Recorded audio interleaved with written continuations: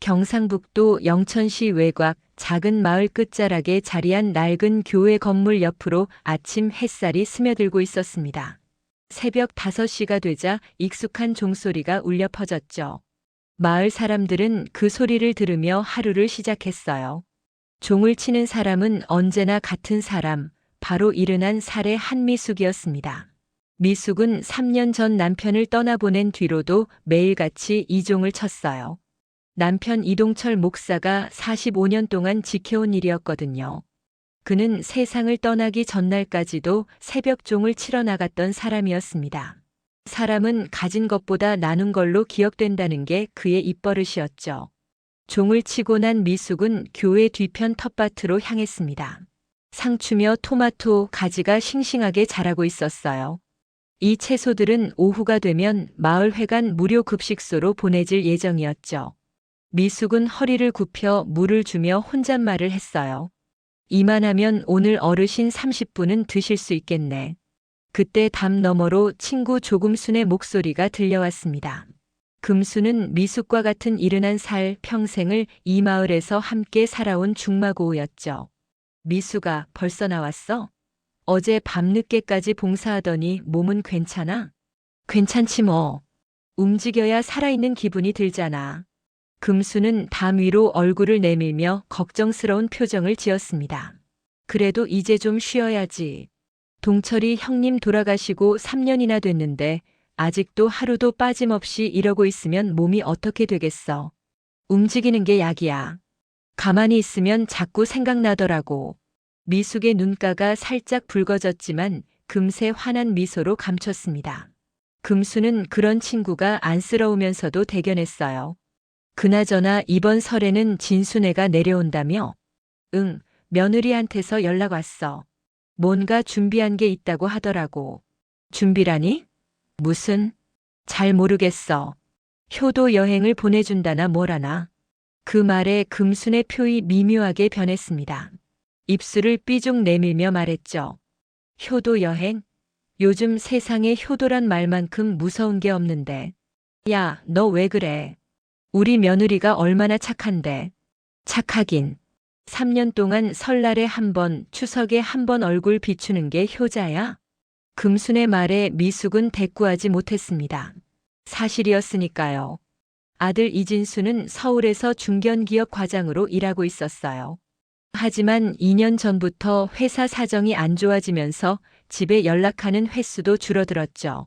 며느리 강서현은 강남에 있는 대형 교회에서 사역 보조 일을 하고 있었습니다. 겉으로 보기엔 신앙심 깊고 단정한 여자였어요. 그래도 이번엔 먼저 연락했잖아. 나 설레네. 미숙의 목소리엔 기대감이 섞여 있었습니다. 금수는 더 이상 말하지 않았어요. 친구의 얼굴에 번진 희망을 꺾고 싶지 않았거든요. 설날 이틀 전 커다란 외제차 한 대가 마을 입구로 들어섰습니다. 차에서 내린 건 서현과 진수였죠. 서현은 베이지색 코트에 명품 가방을 들고 있었어요. 단정하게 올린 머리와 우아한 미소가 도시 여자 특유의 세련됨을 풍겼습니다. 어머님, 서현이 두 팔 벌려 미숙에게 다가갔어요. 미숙은 얼떨떨한 표우로 며느리를 안아주었죠. 진수는 뒤에서 어색하게 웃고 있었습니다. 어머니, 오랜만이에요. 그래. 잘 지냈니? 저야 뭐. 어머님이 걱정이죠. 요즘 많이 피곤하시다면서요? 서연의 목소리는 부드러웠습니다. 하지만 어딘가 계산된 느낌이 있었어요. 미숙은 그걸 눈치채지 못했죠. 집 안으로 들어가 차를 마시던 중 서연이 본론을 꺼냈습니다. 어머님, 저희가 이번에 좋은 곳을 알아봤어요. 좋은 곳? 네. 강원도에 있는 기도원인데요. 힐링센터도 함께 운영하는 곳이에요. 3박 4일 동안 어머님 좀 쉬다 오시라고. 미숙은 잠시 망설였습니다. 낯선 곳에 가는 게 내키지 않았거든요. 아니야. 나는 여기서 지내는 게 편해. 그때 진수가 끼어들었어요. 어머니 3년 동안 한 번도 쉬지 않으셨잖아요. 아버지도 원하실 거예요. 좀 쉬시라고. 그래요, 어머님. 요즘 얼굴도 많이 피곤해 보이시고 허리도 안 좋으시다면서요. 거기 가시면 물리치료도 받으실 수 있어요. 서연의 말투는 점점 더 설득력 있게 다가왔습니다. 미숙은 마음이 흔들렸어요.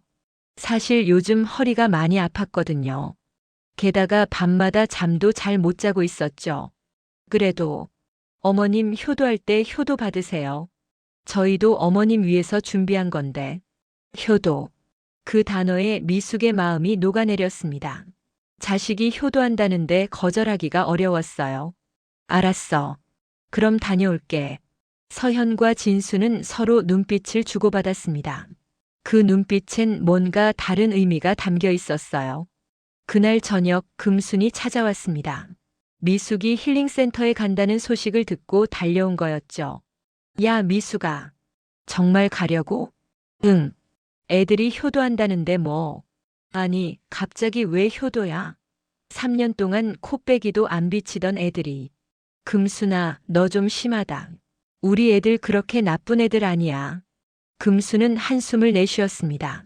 뭔가 찜찜했지만 친구를 설득할 방법이 없었어요. 그래. 근데 조심해. 요즘 세상에 공짜는 없거든. 알았어. 걱정 마.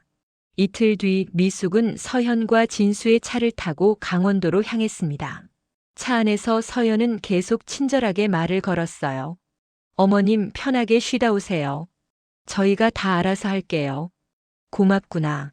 차창 밖으로 풍경이 빠르게 지나갔습니다. 미숙은 왠지 모를 불안감이 들었지만 그걸 애써 무시했죠. 그건 아마도 낯선 곳으로 가는 두려움일 거라고 생각했어요. 하지만 그건 두려움이 아니었습니다. 직감이었죠. 미숙은 아직 몰랐어요. 이 여행이 효도가 아니라 함정의 시작이라는 걸. 그리고 며느리 서연이 노리는 건 미숙의 휴식이 아니라 남편이 남긴 교회 부지였다는 사실을요. 차는 계속 달렸고 미숙의 불안은 점점 커져만 갔습니다. 힐링센터는 강원도 깊은 산속에 자리 잡고 있었습니다. 현대식 건물이었지만 주변 자연과 잘 어우러져 있었어요. 입구엔 평화의 언덕 기도원이라는 간판이 걸려 있었죠. 미숙은 차에서 내리며 주변을 둘러봤습니다. 와, 공기 좋다. 그쵸? 여기서 푹 쉬시면 몸도 마음도 가벼워지실 거예요. 서현이 미숙의 짐을 들어주며 말했습니다. 진수는 차 트렁크에서 작은 가방 하나를 꺼내 미숙에게 건넸어요. 어머니, 이거 필요하실 것 같아서요. 편한 옷이랑 세면도구 넣어뒀어요. 고맙다, 아들. 센터 직원이 나와 미숙을 안내했습니다. 2층에 있는 깔끔한 방이었어요. 창문으로 보이는 풍경이 한 폭의 그림 같았죠. 미숙은 침대에 앉으며 한숨을 내쉬었습니다. 그래, 이것도 나쁘지 않네. 서현과 진수는 잠시 머물다 떠났어요. 돌아가기 전 서현이 말했죠. 어머님, 저희는 이만 가볼게요. 사흘 뒤에 모시러 올게요. 혹시 필요한 거 있으면 언제든 전화하세요. 그래. 조심해서 가거라. 차가 떠나는 걸 바라보며 미숙은 이상한 기분이 들었습니다. 왠지 홀로 남겨진 것 같은 느낌이었어요. 하지만 곧 그런 생각을 떨쳐냈죠. 애들이 나 위해서 준비한 건데 즐겨야지. 첫날 저녁 식당에서 다른 노인들과 함께 식사를 했습니다. 70대 중반으로 보이는 여자분이 말을 걸어왔어요. 처음 오셨어요? 네, 며느리가 보내줬어요. 어머, 며느리가요? 요즘 그런 며느리 드물던데. 복 받으셨네요. 그 말에 미숙은 웃었습니다. 뿌듯한 기분이 들었어요. 하지만 옆자리에 앉은 다른 어르신이 한숨을 내쉬며 말했죠. 저는 아들이 보냈는데요. 알고 보니 집 비우는 동안 이사하더라고요. 돌아가니까 짐이 다 정리돼 있었어요. 식당이 조용해졌습니다. 미숙은 불편한 침묵 속에서 밥을 먹었어요. 문득 금순의 말이 떠올랐죠. 요즘 세상에 공짜는 없거든. 밤이 되자 미숙은 방으로 돌아왔습니다. 침대에 누워 천장을 바라보며 생각에 잠겼어요. 손녀 세아의 얼굴이 떠올랐죠. 중학교 2학년인 세아는 미숙의 유일한 손녀였습니다. 어릴 땐 방학 때마다 영천에 내려와 할머니와 시간을 보냈지만 요즘은 학원에 바빠서 통화도 잘 안 했어요. 미숙은 가방에서 태블릿을 꺼냈습니다. 진수가 2년 전 생일 선물로 준 거였죠. 처음엔 사용법도 몰랐지만 마을 청년회에서 운영하는 디지털 교실에 다니며 조금씩 배웠어요. 요즘은 유튜브로 찬송가도 듣고 손녀의 소셜미디어도 가끔 들여다봤습니다. 새아의 계정을 클릭했어요. 최근 게시물엔 친구들과 찍은 사진이 올라와 있었죠. 겨울 방학 시작. 드디어 자유. 라는 문구와 함께요. 미숙은 미소를 지으며 하트를 눌렀습니다. 그런데 추천 게시물에 낯익은 얼굴이 보였어요. 서연이었죠. 미숙은 무심코 클릭했습니다. 서연의 계정은 공개되어 있었어요. 최근 게시물들을 보며 미숙의 눈이 점점 커졌습니다. 사진 속 서연은 파리 에펠탑 앞에 서 있었어요. 명품 쇼핑백을 여러 개 들고 환하게 웃고 있었죠. 게시 날짜는 며칠 전이었습니다. 해시태그엔 신앙치유사역, 유럽 출장, 축복의시간 같은 단어들이 달려 있었어요. 미숙의 손이 떨렸습니다. 다음 사진을 넘겼죠. 고급 레스토랑에서 와인을 들고 찍은 사진이었어요. 진수도 함께 있었습니다. 둘 다 행복해 보였죠. 사역 출장이라고. 미숙은 중얼거렸습니다. 머릿속이 복잡해졌어요. 며느리와 아들이 유럽에 있다는 게 믿기지 않았죠. 그럼 이틀 전에 자신을 데려다 준 건 누구였을까요? 아니, 분명 그들이 맞았어요. 그렇다면 자신을 여기 두고 바로 유럽으로 간 건가요? 미숙은 더 과거 게시물을 확인했습니다. 한 달 전부터 유럽 여행 준비를 하고 있었더군요. 드디어 꿈에 그리던 여행. 이번 기회 놓칠 수 없어 같은 문구들이 보였어요. 침대에서 일어나 창문으로 다가갔습니다. 어둠 속에 산의 윤곽만 보였죠. 미숙의 눈에서 눈물이 흘러내렸어요. 이게 효도였구나. 다음 날 아침 미숙은 센터 직원에게 물었습니다. 혹시 저 보낸 사람이 비용을 얼마나 냈는지 알 수 있을까요? 아, 그건 개인정보라서요. 하지만 3박 4일 프로그램은 1인당 90만 원이에요. 90만 원. 적지 않은 돈이었죠. 하지만 유럽 여행 비용에 비하면 아무것도 아니었어요. 미숙은 씁쓸하게 웃었습니다. 그날 오후 미숙은 센터 상담실을 찾았어요. 상담사가 친절하게 맞아주었죠. 어떻게 오셨어요? 제 아들 며느리가 저를 여기 보냈는데요. 혹시 그들이 뭐라고 했는지 들으셨나요? 상담사는 잠시 망설이다 말했습니다. 며느님께서 어머님이 요즘 많이 힘들어 하신다고 하시더라고요. 기억력도 좀 떨어지시고 혼자 사시니까 걱정이 많다고요. 기억력이 떨어진다고요? 네. 그래서 저희 인지 검사 프로그램도 함께 신청하셨어요. 미숙은 어이가 없었습니다. 자신의 기억력이 떨어졌다고요? 오히려 또래보다 정정한 편이었어요. 매일 성경 구절을 외우고 봉사 스케줄도 머릿속에 다 들어 있었죠. 검사는 받고 싶지 않습니다. 하지만 이미 비용이 됐어요.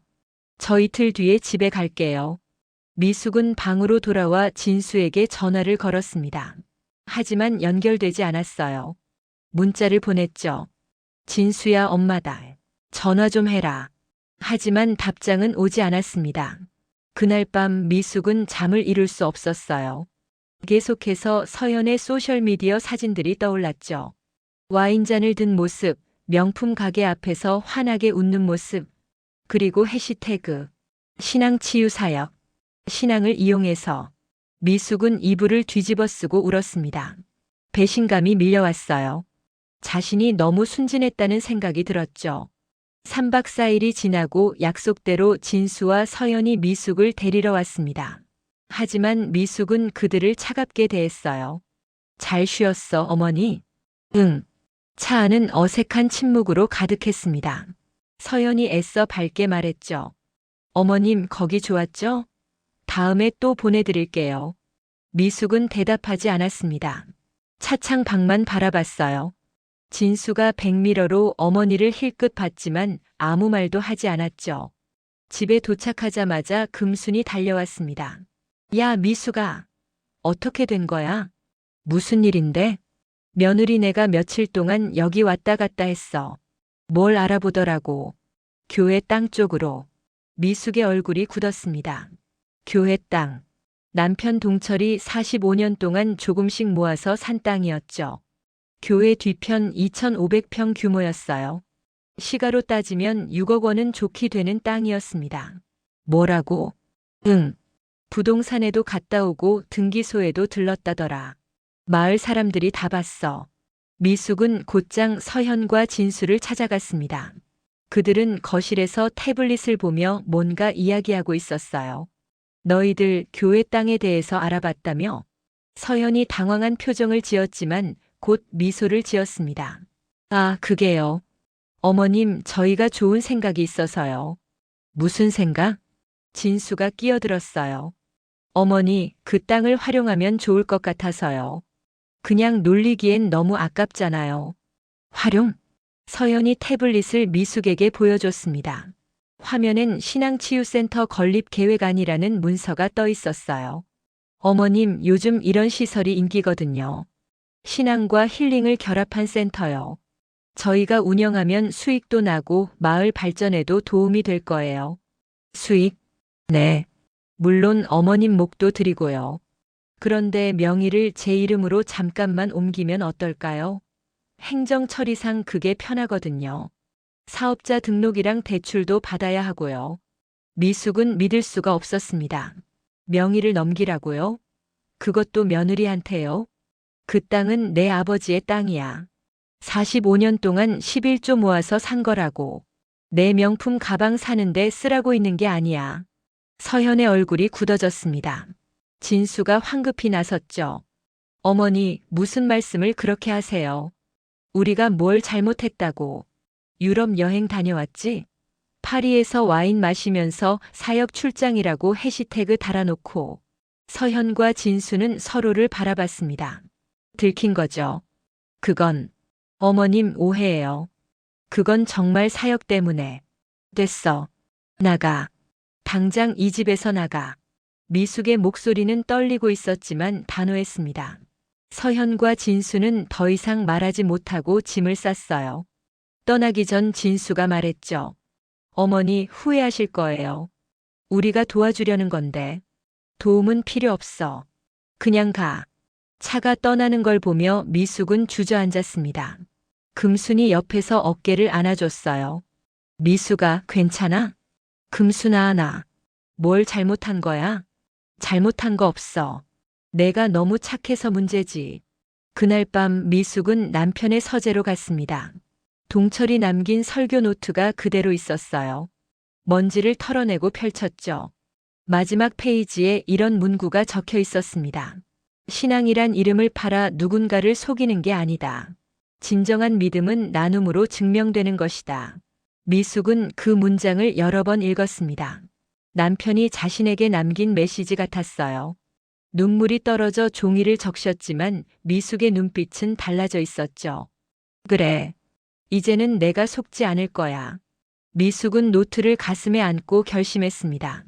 이대로 당하고만 있지 않겠다고요. 일주일이 지났습니다. 미숙은 평소처럼 새벽종을 치고 텃밭을 돌보며 지냈어요. 하지만 마음 한편은 무겁게 가라앉아 있었죠. 진수와 서연에게서는 아무런 연락이 없었습니다. 미숙도 먼저 전화하지 않았어요.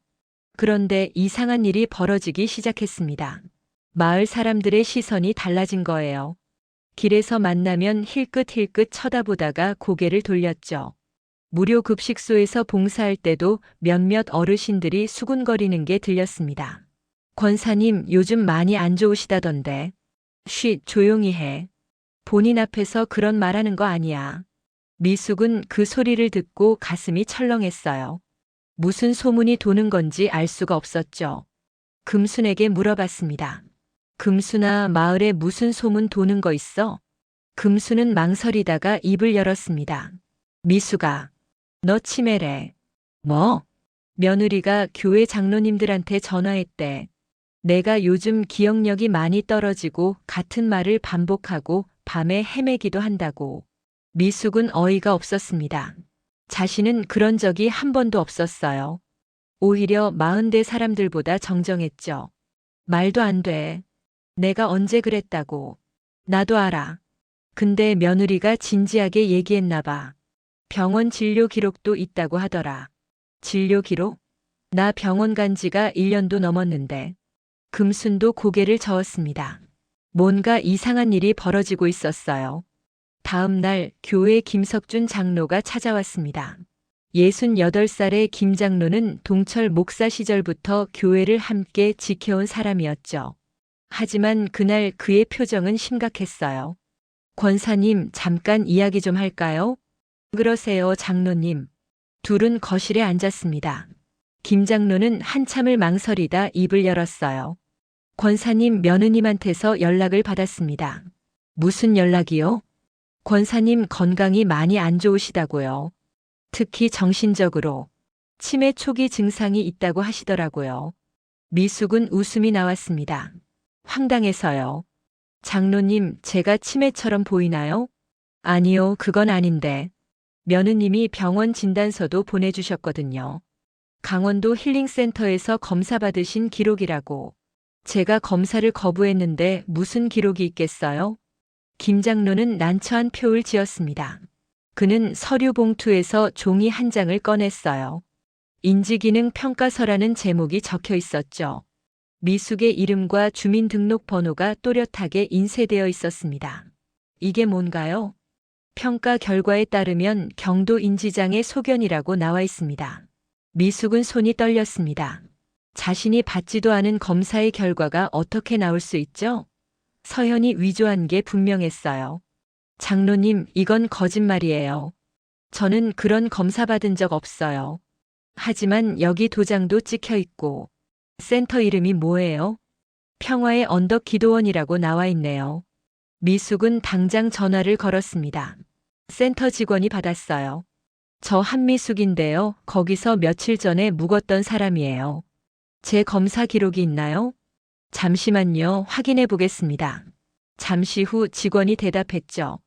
고객님께서는 검사를 거부하셔서 기록이 없습니다. 그럼 평가서 같은 건 발급된 게 없다는 거죠? 네, 그렇습니다. 미숙은 전화를 끊고 김 장로를 똑바로 쳐다봤습니다. 장로님, 이거 위조예요. 며느리가 만든 거라고요. 김 장로는 당황했지만 여전히 확신이 서지 않는 표였어요. 그럼 며느님이 왜 그런 걸 만들었겠습니까? 교회 땅 때문이에요. 제 명의로 된 땅 말이에요. 그 말에 김 장로의 얼굴이 굳었습니다. 이제야 상황이 보이는 것 같았죠. 혹시 며느님이 땅 이야기를 하던가요? 했어요.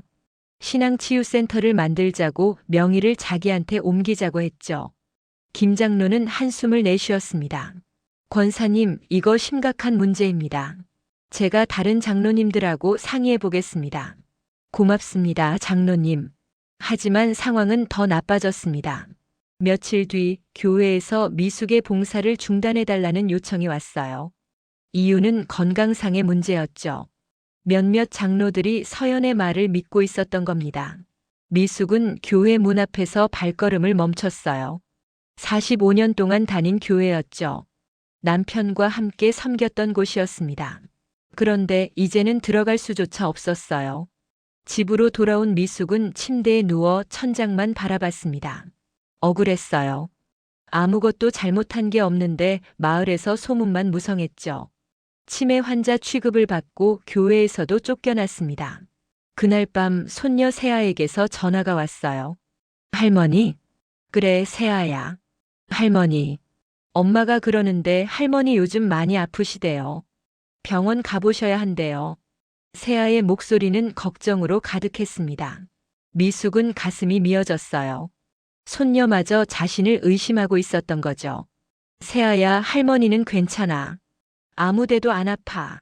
하지만 엄마 말이 다 맞는 건 아니야. 세아야, 할머니 목소리 이상해? 아니요. 할머니가 이상한 말하는 것 같아? 아니요, 할머니. 근데 엄마가 병원 가보시라고. 알았어, 세아야. 할머니가 알아서 할게. 전화를 끊고 미숙은 눈물을 흘렸습니다. 세아까지 서연의 거짓말에 속고 있었어요. 아마 진수도 며느리 편에 서서 딸에게 그런 말을 했을 겁니다. 다음 날 아침 금순이 급하게 찾아왔습니다. 미수가 큰일 났어. 무슨 일인데? 부동산에 내 집 매물로 나왔어. 뭐라고? 미숙은 금순을 따라 마을 부동산으로 달려갔습니다. 유리창에 붙은 매물 사진을 보니 정말 자신의 집이었어요. 가격은 4억 5천만 원으로 적혀 있었죠. 부동산 중개인이 나와 말했습니다. 아, 권사님. 며느님이 매물로 내놓으셨어요. 무슨 권한으로요? 아드님 명의로 되어 있다고 하시던데요. 위임장도 가지고 오셨고요. 미숙은 충격을 받았습니다. 집이 아들 명의였던 건 맞아요. 15년 전 세금 문제로 명의를 이전했었죠. 하지만 팔 거라곤 상상도 못했어요. 당장 내려주세요. 매물 아닙니다. 하지만 며느님이 제 집이에요. 당장 내리라니까요. 미숙의 목소리가 커지자 중개인은 어쩔 수 없이 사진을 떼어냈습니다. 집으로 돌아온 미숙은 곧바로 진수에게 전화를 걸었어요. 이번엔 연결됐죠. 어머니. 진수야, 집을 팔려고 했어? 어머니, 그게 서연이가 그냥 알아본 거예요. 알아보기만 했어? 매물로 내놨잖아. 어머니도 이해하세요. 저희 형편이 어려워요. 회사에서 명예퇴직 압박받고 있고 세아 학원비도 만만치 않고요. 그게 내 집 팔아야 할 이유가 돼? 진수는 한숨을 내쉬었습니다. 어머니, 어차피 나중엔 제 거잖아요. 미리 쓰면 안 돼요? 미숙은 말문이 막혔습니다. 아들이 이렇게까지 변했다는 게 믿기지 않았어요. 너희 아버지가 들으면 뭐라고 하겠니? 아버지는 안 계시잖아요. 현실을 보세요, 어머니. 전화가 끊어졌습니다. 미숙은 바닥에 주저앉았어요. 금순이 옆에서 부축해줬죠. 미숙아, 이러다간 큰일 나겠어. 뭔가 대책을 세워야 해. 어떻게? 법무사라도 찾아가 봐. 재산 보호할 방법이 있을 거야. 미숙은 고개를 끄덕였습니다. 그날 오후 영천 시내 법무사 사무실을 찾아갔어요. 정연수 법무사는 50대 초반의 여자분이었죠. 미숙의 이야기를 듣더니 진지한 표를 지었습니다. 권사님, 지금 상황이 심각합니다. 아드님 명의로 된 집은 법적으로 아드님 재산이에요. 그럼 제가 할 수 있는 게 없나요? 교회 땅은 어떻게 되어 있나요? 그건 제 명의예요. 그럼 그 땅만이라도 보호해야 합니다. 방법은 두 가지예요. 신탁을 하거나 복지재단에 기부하는 거죠. 기부요? 정 법무사는 자세히 설명해 줬습니다. 공익 목적으로 기부하면 세금 혜택도 받고 무엇보다 며느리가 손댈 수 없다는 거였어요.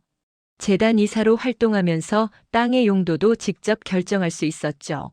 시간이 얼마나 걸려요? 서류만 갖추시면 2주일 정도면 됩니다. 미숙은 결심했습니다. 남편이 45년 동안 모은 땅을 지켜야 했어요. 며느리의 사치품이 되게 할 순 없었죠. 해주세요. 기부하겠습니다. 집으로 돌아온 미숙은 남편의 설교 노트를 다시 펼쳤습니다. 마지막 페이지의 문장을 손가락으로 따라가며 읽었어요. 진정한 믿음은 나눔으로 증명되는 것이다. 창밖으로 해가 지고 있었습니다.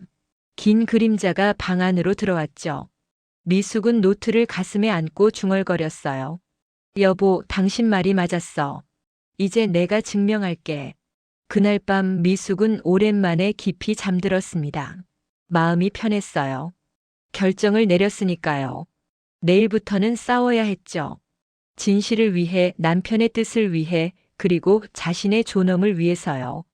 2주일이 흘렀습니다. 그동안 미숙은 법무사 정연수와 함께 서류를 준비했어요. 복지재단 설립을 위한 각종 문서들이었죠. 교회 땅 2,500평을 기부하고 그곳에 노인복지센터를 세우는 계획이었습니다. 미숙은 명예이사로 남아 운영에 참여하기로 했어요. 서류 작성을 마친 날 정 법무사가 말했습니다. 권사님, 이제 공증만 받으면 됩니다. 그런데 혹시 마음이 바뀌시면 말씀하세요. 아니에요. 이게 맞는 일이에요. 훌륭한 결정입니다. 요즘 같은 세상에 이런 분 보기 드물어요. 미숙은 씁쓸하게 웃었습니다. 훌륭한 게 아니라 어쩔 수 없는 선택이었어요. 며느리에게 빼앗기느니 차라리 진짜 필요한 곳에 쓰는 게 낫다고 생각했죠. 그런데 그날 오후 예상치 못한 일이 벌어졌습니다. 교회 김석준 장로와 함께 다른 장로 2명이 미숙의 집을 찾아온 거예요. 그리고 그들 뒤에는 서현과 진수가 서 있었죠. 권사님, 잠깐 이야기 좀 하시죠. 김 장로의 목소리는 무거웠습니다. 미숙은 그들을 거실로 안내했어요. 금순도 옆집에서 달려왔죠. 무슨 일이세요? 서현이 먼저 입을 열었습니다. 그녀의 얼굴엔 억지로 지은 듯한 미소가 걸려 있었어요. 어머님, 저희가 교회 발전을 위해 제안을 드리려고 왔어요. 무슨 제안이요? 옆에 앉은 박영식 장로가 서류를 꺼냈습니다. 65살의 박 장로는 마을에서 제일 큰 한우 농장을 운영하는 부자였어요. 목소리도 굵고 권위적이었죠. 권사님, 교회 땅을 활용해서 신앙치유센터를 만들면 어떻겠습니까? 며느님께서 좋은 계획을 가지고 오셨어요. 신앙치유센터요? 서현이 태블릿을 꺼내 화면을 보여줬습니다. 그럴듯한 건물 투시도와 사업 계획서가 나타났어요. 어머님, 이렇게 만들면 마을 경제에도 도움이 되고 교회도 발전할 수 있어요. 연간 3억 원 정도 수익이 예상됩니다. 그 돈은 누가 가져가는데요? 물론 교회와 어머님께 드리죠. 운영은 저희가 하고요. 미숙은 웃음이 나왔습니다. 황당해서요. 파리에서 와인 마시던 사람이 이제 와서 교회 발전을 운운하고 있었죠. 며느리, 그 말할 자격이 있다고 생각해? 서현의 얼굴이 굳었습니다. 하지만 곧 슬픈 표정을 지으며 말했어요. 어머님, 아직도 그 일로 오해하고 계세요? 그건 정말 사역 출장이었어요. 유럽에 있는 한인 교회들 방문하는 거였다고요. 와인잔 들고 명품 가게 앞에서 찍은 사진이 사역이었어. 그 말에 장로들도 동요하기 시작했습니다. 서현은 당황한 표정을 감추지 못했어요. 진수가 급히 끼어들었죠. 어머니, 그건 오해예요. 후원자들과의 만남이었어요. 후원자? 누가 후원자야? 내 돈으로 여행 간 거면서. 어머니. 진수의 목소리가 높아졌습니다. 미숙은 아들을 똑바로 바라봤어요. 진수야, 내 아버지가 그 땅을 어떻게 샀는지 알아? 45년 동안 11조 모아서 한 평 한 평 샀어. 겨울엔 난방도 안 틀고 여름엔 선풍기 하나로 버티면서 말이야. 그게 너희 사치품 사는데 쓰라고 있는 거니? 거실이 조용해졌습니다. 장로들도 아무 말 못하고 있었어요. 그때 박 장로가 무게를 실어 말했죠. 권사님, 감정적으로 말씀하시지 마시고요. 교회를 위한 일입니다. 목사님께서도 원하셨을 겁니다. 우리 남편이 원한 건 그게 아니에요. 미숙은 일어나 서재로 갔습니다. 동철의 설교 노트를 가져와 펼쳤어요. 마지막 페이지를 장로들에게 보여줬죠. 여기 남편이 마지막으로 쓴 글이에요. 신앙이란 이름을 팔아 누군가를 속이는 게 아니다. 진정한 믿음은 나눔으로 증명되는 것이다. 이게 우리 남편의 뜻이었어요. 김석준 장로가 노트를 받아들고 읽었습니다. 그의 눈가가 붉어졌어요. 동철 목사와 40년을 함께한 사람이었죠. 권사님 말씀이 맞습니다. 박 장로가 불만스러운 얼굴로 말했어요. 그래도 교회 재산인데 독단적으로 결정하실 순 없습니다. 교회 재산이 아니에요. 제 명의로 된 제 땅이에요. 그리고 저는 이미 결정했어요. 무슨 결정을요? 노인복지재단에 기부하기로 했어요. 거기에 복지센터를 만들 겁니다. 무료 급식소랑 건강검진센터, 그리고 노인 교육시설로요. 서연의 얼굴이 새하얗게 질렸습니다. 진수도 믿을 수 없다는 표정이었죠. 어머니, 정신 차리세요. 그게 얼마짜리 땅인지 아세요? 6억 원이에요. 알아. 그래서 더 잘 써야지. 미쳤어요, 정말. 우리한테 주면 안 돼요? 저희도 어머니 아들 며느리잖아요. 미숙는 차갑게 웃었습니다. 며느리. 시어머니를 치매 환자로 만들고 집을 몰래 팔려고 하고 위조 진단서까지 만든 사람이 며느리래. 그건 평화의 언덕 기도원에 확인했어. 내가 검사받은 적 없다고 하더라. 그럼 내가 만든 거잖아, 그 진단서. 장로들이 모두 서연을 쳐다봤습니다. 서연은 변명할 말을 찾지 못했어요. 얼굴이 빨갛게 달아올랐죠. 어머님, 그건 오해예요. 저는 어머님 걱정돼서. 걱정? 유럽 여행 가면서 날 시골 구석에 처박아 놓고. 금순이 옆에서 거들었습니다. 맞아요. 며느리가 마을에 소문 퍼뜨린 것도 다 알아요. 치매라고 헛소리 한다고. 우리 미숙이가 뭘 잘못했는데. 박 장로가 일어서며 말했어요. 이건 교회 문제가 아니었군요. 가족 문제네요. 저희가 끼어들 일이 아닌 것 같습니다. 다른 장로도 고개를 끄덕이며 일어났습니다. 김석준 장로가 미숙의 손을 잡았어요. 권사님 좋은 결정하셨습니다. 목사님께서도 기뻐하실 겁니다. 장로들이 떠나자 거실엔 미숙과 서현, 진수, 그리고 금순만 남았습니다. 서현이 마지막으로 애원했어요. 어머님 제발요. 저희 형편이 정말 어려워요. 진수 씨 회사에서 곧 잘릴 것 같아요. 세아 학원비도 못 내고 있어요. 그건 내 문제야. 명품 가방 팔아. 어머님, 나가. 다시는 내 앞에 나타나지 마. 진수가 어머니 앞에 무릎을 꿇었습니다. 어머니 제발요. 저 정말 죽을 것 같아요. 빚도 많고 집도 전세인데. 일어서. 보기 흉해.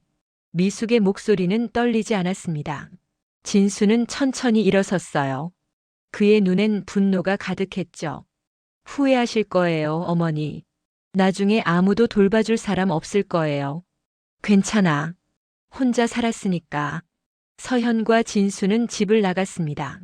차 문을 세게 닫는 소리가 들렸어요. 엔진 소리가 멀어지자 미숙은 소파에 주저앉았죠. 금순이 옆에 앉아 어깨를 안아줬습니다. 미숙아, 괜찮아? 응. 이제 진짜 괜찮아.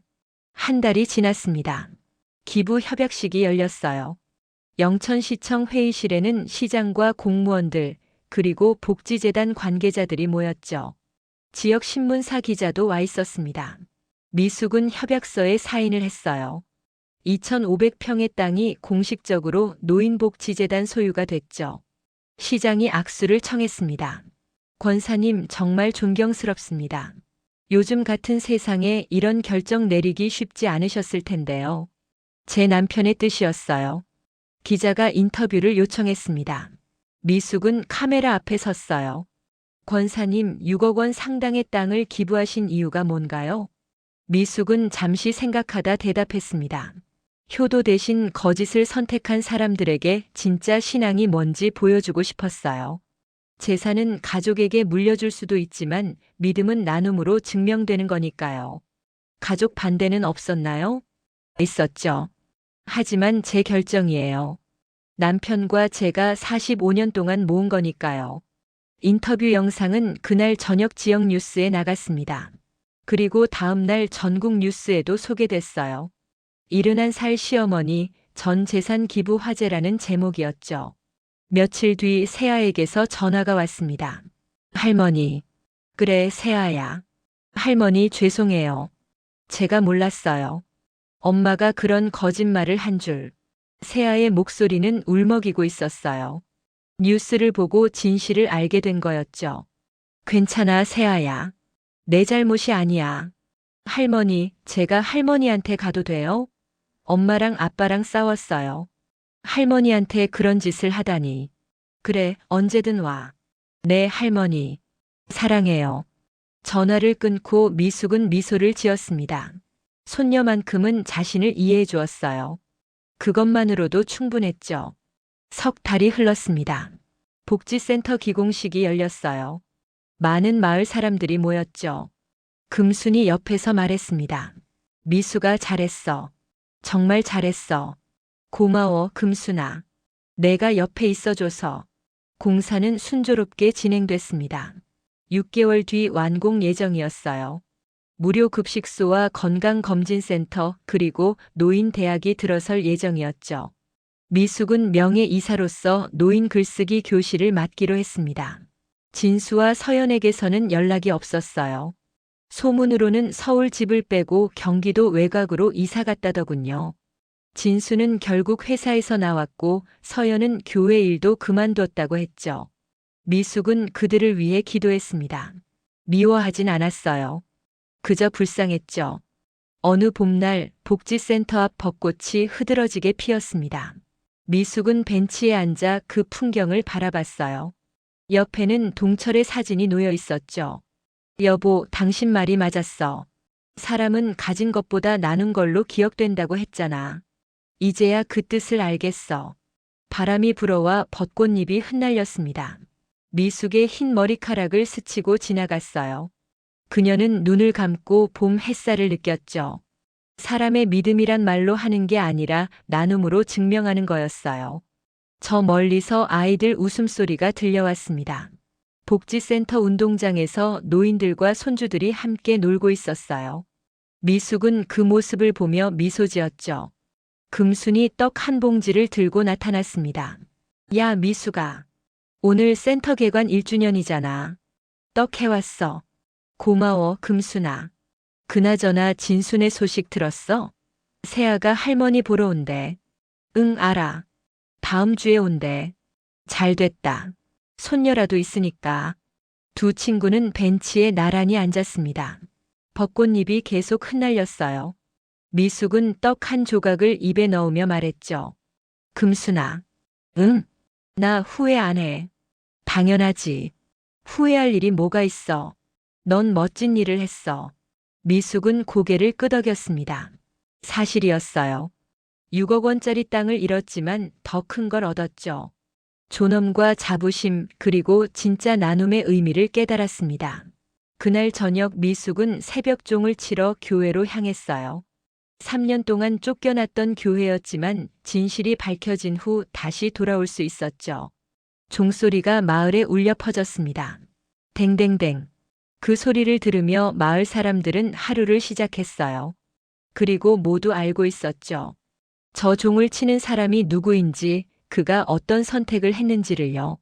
미숙은 종을 치며 하늘을 올려다봤습니다. 별들이 반짝이고 있었어요. 여보, 우리 잘 살았지? 대답은 없었습니다. 하지만 미숙은 알고 있었어요. 남편이 자랑스러워할 거라는 걸요. 그리고 자신도 이제 진짜 편안해질 수 있다는 걸요. 봄바람이 불어왔습니다. 새로운 계절이 시작되고 있었어요. 미숙의 인생에도 새로운 봄이 찾아온 거죠. 효도를 가장한 함정에서 벗어나 진짜 의미 있는 삶을 살게 된 겁니다. 종소리는 계속 울려 퍼졌고 미숙은 환하게 웃고 있었습니다.